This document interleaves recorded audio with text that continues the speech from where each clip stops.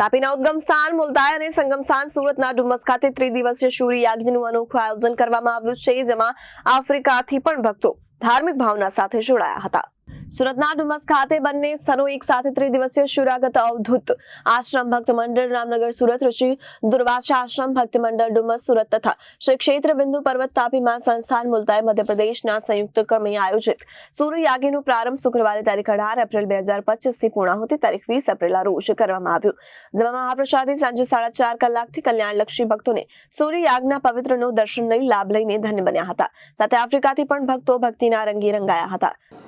અહીં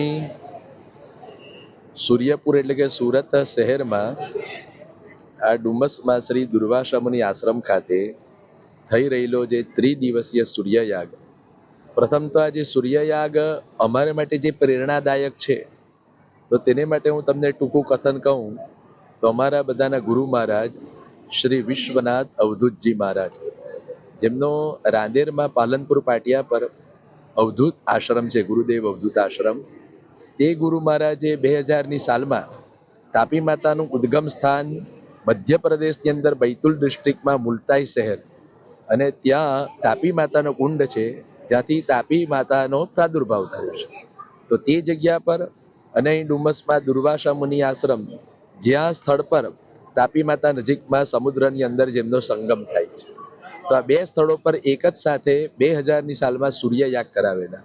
હવે મૂળ સૂર્યયાગ એટલે આપણો નગર છે તે સૂર્યપુર છે, એટલે સુરત એટલે ભગવાન સૂર્યનારાયણ નગરી છે।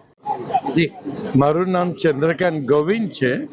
હું સાઉથ આફ્રિકાથી આવું છું અને મારા સદગુરુની પ્રેરણા મને સાઉથ આફ્રિકામાં હું હોલિડે પર ફરવા ગયેલો ત્યાં થઈ અને તેમની પ્રેરણાથી મેં આ યજ્ઞની શરૂઆત કરી।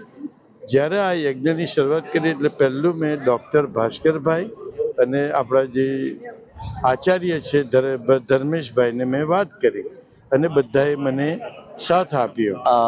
મારું નામ અરુણ શામજીભાઈ પટેલ, હું અહીંયા યજમાન તરીકે અહીંયા બેઠો છું અને મારી સાથે સાઉથ આફ્રિકાથી ચંદુભાઈ પણ, એ લોકોનો પરિવાર પણ આવ્યો છે અહીંયા અવધૂત આશ્રમ રામનગર, અમારા શ્રી વિશ્વનાથ અવધૂતજી મહારાજની પ્રેરણાથી અહીંયા સૂર્યયાગનું આયોજન કર્યું છે। સૂર્યયાગ એટલે સૂર્ય નારાયણ ભગવાનનો યજ્ઞ। એ સૂર્યનારાયણ ભગવાનનો યજ્ઞ આજથી 25 વર્ષ પહેલા અમારા પૂજ્ય બાપજીએ મુલતાઈ એટલે કે તાપી માતાનું ઉદ્ગમ સ્થાન મધ્યપ્રદેશમાં આવ્યું છે, એ ઉદ્ગમ સ્થાનથી ત્યાં યજ્ઞ કર્યો અને એની સાથે સાથે સુરતમાં જે તાપી માતાનું સંગમ સ્થાન છે, અહીંયા એ બેઉ જગ્યાએ એક સાથે યજ્ઞ સૂર્ય યજ્ઞ કર્યા હતા અને એક સાથે પ્રારંભ અને એક સાથે પૂર્ણાહુતિ। એવી જ રીતે એમની પ્રેરણાથી, એમની આજ્ઞાથી, એમની કૃપાથી આ યજ્ઞ 3 દિવસનો યજ્ઞ આજે અમે પૂર્ણ થાય છે। આજે ત્રીજો દિવસ, આજે પૂર્ણાહુતિ છે। Reporter Arvind Rathod, Janadesh news, Surat.